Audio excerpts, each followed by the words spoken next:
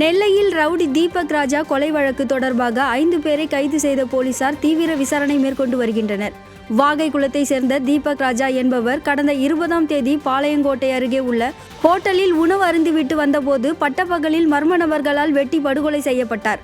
இந்த கொலை சம்பவம் தொடர்பாக வழக்கு பதிந்து போலீசார் விசாரணை மேற்கொண்டு வருகின்றனர். இந்த நிலையில் முக்கிய குற்றவாளிகளான 5 பேரை கைது செய்துள்ள போலீசார் தீவிர விசாரணை நடத்தி வருகின்றனர்.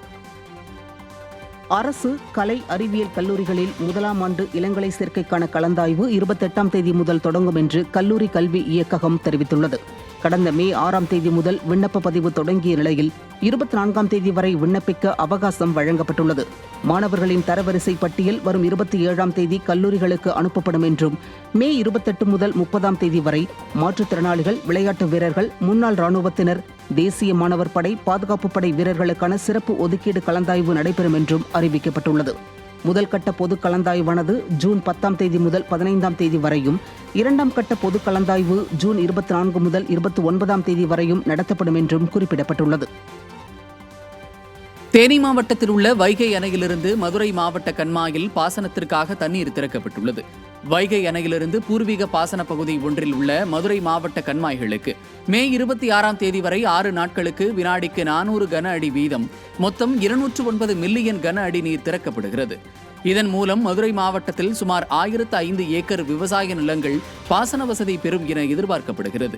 இந்த நிலையில் வைகை ஆற்றின் கரையோரம் உள்ள தேனி, திண்டுக்கல், மதுரை, சிவகங்கை, ராமநாதபுரம் உள்ளிட்ட 5 மாவட்ட கரையோர மக்களுக்கு வெள்ள அபாய எச்சரிக்கை விடுக்கப்பட்டுள்ளது.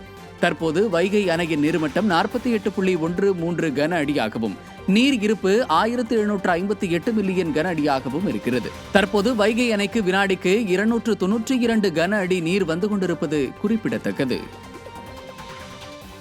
கரூர் அரசு மருத்துவக் கல்லூரி மருத்துவமனையில் மின் விநியோக பிரச்சனையால் MRI ஸ்கேன் செயல்பாடு நிறுத்தப்பட்டுள்ளது. கரூர் அரசு மருத்துவக் கல்லூரி மருத்துவமனையில் நோய்த்தன்மை தீவிரத்தை கணிக்க நோயாளிகளுக்கு CT ஸ்கேன், MRI ஸ்கேன்கள் எடுக்கப்படுகிறது. இந்த நிலையில் மருத்துவர்கள் பற்றாக்குறையால் குறைந்த அளவில் ஸ்கேன் எடுக்கப்பட்டு வருவதாகவும், மின்மாற்றியில் ஏற்படும் பழுதால் MRI ஸ்கேன் இயங்கவில்லை எனவும் பொதுமக்கள் குற்றம் சாட்டியுள்ளனர். இதுகுறித்து தகவல் தெரிவித்தும் விடியா அரசின் மின்வாரியம் அலட்சியம் காட்டி வருவதாக கூறப்படுகிறது. எனவே விடியா திமுக அரசு உரிய நடவடிக்கை எடுக்க வேண்டும் என மக்கள் வலியுறுத்தியுள்ளனர். மழைநீர் வடிகால் கால்வாய்களை தூர்வாராமல் விடியா அரசின் சென்னை மாநகராட்சி நிர்வாகம் ஆழ்ந்த தூக்கத்தில் இருப்பதாக பொதுமக்கள் குற்றம் சாட்டியுள்ளனர். சென்னை மாநகராட்சிக்குட்பட்ட 15 மண்டலங்களில் உள்ள 200 வார்டுகளிலும் மழைநீர் கால்வாய் பணிகள் முழுமையாக முடிந்துவிட்டது என்று கூறினாலும் இன்னும் முழுமையாக முடியவில்லை. இந்த நிலையில் பல பகுதிகளில் மழைநீர் கால்வாய்கள் முறையாக தூர்வாரப்படாததால் லேசான மழைக்கே சாலைகளில் தண்ணீர் தேங்கும் அவல நிலை ஏற்பட்டுள்ளது. ஒரு மண்டலத்திற்கு 50 லட்சம் வீதம் மழைநீர் வடிகால் கால்வாய்களை தூர்வாருவதற்கு ஒதுக்கியுள்ள நிலையிலும் பணிகளை முறையாக செய்யாமல் சென்னை மாநகராட்சி நிர்வாகம் செயலற்று இருந்து வருவதாக பொதுமக்கள் குற்றம் சாட்டினர். தென்மேற்கு மற்றும் அதனையொட்டிய மத்திய மேற்கு வங்கக்கடல் பகுதியில் குறைந்த காற்றழுத்த தாழ்வு பகுதி உருவானது. இது வரும் 24ஆம் தேதி காற்றழுத்த தாழ்வு மண்டலமாக வலுப்பெற்று வடகிழக்கு திசையில் நகர்ந்து மேலும் வலுப்பெறக்கூடும் என இந்திய வானிலை ஆய்வு மையம் தெரிவித்திருக்கிறது. இதனால் தமிழ்நாடு, புதுச்சேரி மற்றும் காரைக்கால் பகுதிகளில் அடுத்த 5 நாட்களுக்கு லேசானது முதல் மிதமான மழை பெய்யக்கூடும் என்றும், அடுத்த 2 நாட்களுக்கு கன முதல் மிக கனமழை பெய்ய வாய்ப்பிருப்பதாகவும் தெரிவிக்கப்பட்டுள்ளது. மேலும் வருகிற 24ஆம் தேதி கனமழை பெய்யவும் வாய்ப்பு உள்ளதாக இந்திய வானிலை ஆய்வு மையம் அறிவித்துள்ளது.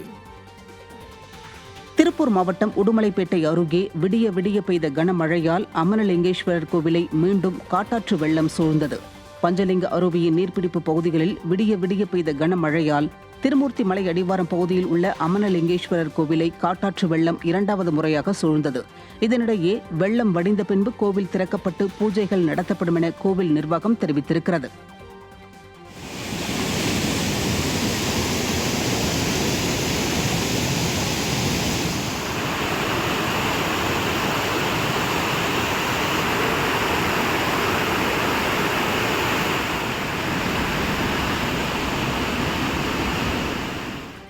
சென்னையில் 4 மண்டலங்கள் மற்றும் தாம்பரம் மாநகராட்சிக்குட்பட்ட பகுதிகளில் 24ஆம் தேதி முதல் ஜூன் 2ஆம் தேதி வரை ஒரு நாள் விட்டு ஒரு நாள் குடிநீர் வழங்கப்படும் என குடிநீர் வாரியம் அறிவித்ததால் மக்கள் அதிர்ச்சி அடைந்துள்ளனர். நெம்மேலியில் 150 மில்லியன் லிட்டர் திறன் கொண்ட கடல் நீரை குடிநீராக்கும் நிலையத்தில் கடல்சார் பராமரிப்பு பணிகள் மேற்கொள்ளப்பட உள்ளதாக மிகப்பெரிய உருட்டை உருட்டியுள்ள சென்னை குடிநீர் வடிகால் வாரியம் ஒட்டுமொத்த தென் சென்னை வாழ் மக்களின் வயிற்றில் அடித்துள்ளது. சென்னை மற்றும் சென்னை சுற்றுவட்டார பகுதிகளுக்கு நவம்பர் மாதம் வரை தங்குதடையின்றி குடிநீர் வழங்க நீர் இருப்பு உள்ளதாக அறிக்கை விட்ட 10 நாளில் தண்ணீர் என்ன ஆவியாகிவிட்டதா என விடிய அரசு அதிகாரிகளுக்கு மக்கள் கேள்வி எழுப்புகின்றனர். ஏதோ கொஞ்சம் பொய் சொன்னால் பரவாயில்லை, இப்படி ஏக்கர் கணக்கிலா பொய் சொல்லுவது என விடிய அரசு அதிகாரிகளுக்கு மக்கள் ராமநாதபுரம் மாவட்டத்தில் சந்தனக்கூடு திருவிழா தொடங்கப்பட்டுள்ள நிலையில் ஏர்வாடி நகர் பகுதியில் சாக்கடை கழிவுநீருடன் மழைநீர் தேங்கி நிற்கும் அவல நிலை ஏற்பட்டுள்ளது. ஏர்வாடி ஊராட்சியில் தூய்மை பணியாளர்கள் பற்றாக்குறையால் குப்பைகள் தேங்கி சுகாதார சீர்கேடு ஏற்பட்டுள்ளது. இந்த நிலையில் சந்தனக்கூடு திருவிழாவிற்கு ஏராளமான பக்தர்கள் வருகின்றனர். இந்த நிலையில் ஏர்வாடி நகர் பகுதி முழுவதும் சாக்கடை கழிவு நீருடன் மழைநீரும் தேங்கி நிற்பதால் நோய் தொற்று பரவும் அபாயம் ஏற்பட்டுள்ளதாக பகுதி மக்கள் குற்றம் சாட்டியுள்ளனர். எனவே விடிய அரசின் மாவட்ட நிர்வாகம் உரிய நடவடிக்கை எடுக்க வேண்டும் என பகுதி மக்கள் வலியுறுத்தியுள்ளனர். பெயர் போன ஒரு திருவிழா ஏர்வாடி சந்தனக்கூடு திருவிழா. அற்புதப்பட்ட திருவிழா பற்றியெல்லாம் இங்கே பாருங்கள், எங்கிட்டு பார்த்தாலும் ஒரே சாக்கடை கழிவு, மழை பெஞ்சு கழிவு, ஒரே நாற்றடிக்குது, கொசு தொந்தரவு.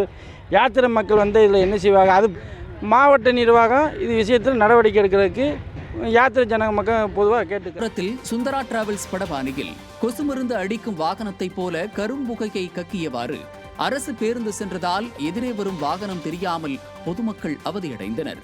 திருப்பதியிலிருந்து காஞ்சிபுரம் விழுப்புரம் போக்குவரத்து கழகத்திற்கு சொந்தமான அரசு பேருந்து ஒன்று கரும்புகையை கக்கியபடி சென்றது. புகை கூட்டத்தை பார்த்து கொசு மருந்து அடிக்கும் வாகனம் என நினைத்திருந்த பொதுமக்கள் அந்த பேருந்து தங்கள் அருகே வந்தவுடன் தான் அது அரசு பேருந்து என அவர்களுக்கு தெரிய வந்திருக்கிறது. தமிழகத்தில் பல்வேறு மாவட்டங்களில் டெங்கு காய்ச்சல் அதிவேகமாக பரவி வரும் நிலையில் கொசுவை ஒழிக்க அரசு பேருந்து மூலம் மருந்தடிக்கும் பணியை தொடங்கியுள்ளதாக பொதுமக்கள் கிண்டல் செய்து வருகின்றனர். கடந்த சில தினங்களாக நிகழ்ந்து வரும் அரசு பேருந்து அவலங்களை பார்த்து அரசு பேருந்துகளில் பொதுமக்கள் பயணிக்க அச்சப்பட்டு வரும் நிலையில் இப்படி கரும்புகையை கக்கிச் செல்லும் அரசு பேருந்தை பார்த்து இதுதான் விடியா திமுக அரசின் மாசில்லா நவீன பேருந்தா என மக்கள் கேள்வி எழுப்பியுள்ளனர்.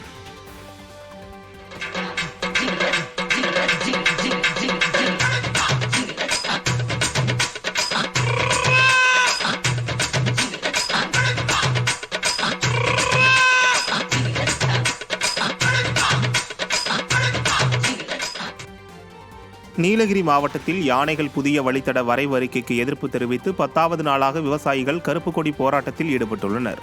கூடலூர், பந்தலூர் பகுதிக்குட்பட்ட பல்வேறு பகுதிகளில் விடிய அரசு வெளியிட்டுள்ள 161 பக்கங்கள் கொண்ட புதிய யானைகள் வழித்தட அறிக்கையை திரும்பப் பெற வலியுறுத்தி மே 13ஆம் தேதி முதல் 10 நாட்களாக வணிக நிறுவனங்களிலும் வீடுகளிலும் கருப்பு கொடி கட்டி ஏற்றி மக்கள் தங்களது எதிர்ப்பை தெரிவித்து வருகின்றனர். இதையடுத்து விடிய அரசு தங்களது போராட்டத்தை கண்டுகொள்ளாததால் தேர்தல் விதிமுறைகளில் தளர்வு ஏற்பட்டவுடன் மிகப்பெரிய அளவில் போராட்டங்கள் நடத்தப்போவதாக விடிய அரசுக்கு எச்சரிக்கை விடுத்துள்ளனர். யானை வழித்தடம் என்று அறிவித்த தமிழக அரசினுடையும் தமிழ்நாடு வனத்துறையை கண்டித்து கூடலூர் சட்டமன்ற தொகுதியிலே அனைத்து வீடுகளிலும் கடைகளிலும் வியாபார நிறுவனங்களிலும் கருப்பு கொடி கட்டி மக்கள் ஆர்ப்பாட்டம் செஞ்சு இது இப்போ 10 நாள் ஆயிடுச்சு. 10 நாளாக தொடர்ந்து கொண்டு இருக்கின்ற இந்த ஆர்ப்பாட்டத்தை அரசு கண்டுக்கவே இல்லை.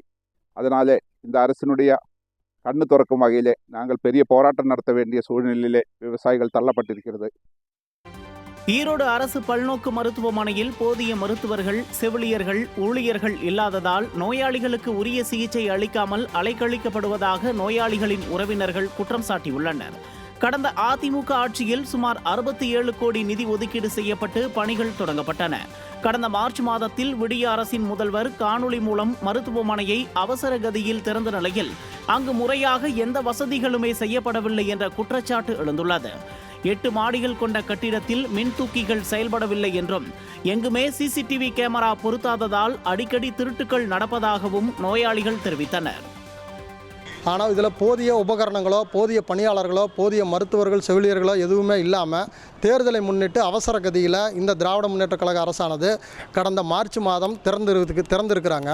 இதில் உள்ளே போய் பார்த்தோம்னா ஒரு லிஃப்ட் வேலை செய்யல, அங்கே இருக்கிற அரசு பணியாளர்கள் யாருமே இல்லை. இங்கே இருக்கிற ஒரு இசிஜி கூட போய் பார்த்தா இசிஜி எடுக்கிறதுக்கு ஒரு உரிய டெக்னீஷியன் இல்லாமல் வெறுமனே ஹவுஸ் கீப்பிங்காக இருக்கிற துப்புரவு பணியாளர்கள் தான் இசிஜி எடுத்துக்கிட்டு இருக்கிறாங்க. இவ்வளோ பெரிய அவல நிலை இருக்குது. இந்த நோயாளிகளினுடைய உயிரோடு விளையாடுகிற ஒரு கொடூரமான நிகழ்வு ஈரோடு மாவட்டத்தில் நடந்துக்கிட்டு இருக்குது. பிள்ளைக்கு வந்து பிரசவம் பார்க்க வந்தேங்க. பிரசவம் பார்க்க வந்ததுனால டாக்டர்கள்லாம் சரியானபடி கவனிப்பு இல்லை. தெரிய பிள்ளைகளை வந்து அனுப்ப மாட்டேங்கிறாங்க. 20 நாள் 10 நாள் பெட்டில் நிறுத்திடுறாங்க. அதனால் நான் போய் கேட்டதுக்கு அசால்ட்டாக பதில் சொல்கிறாங்க. இன்றைக்கி அனுப்ப முடியாதுங்க, நாளைக்கு அனுப்ப முடியாது அப்படின்னு சொல்லி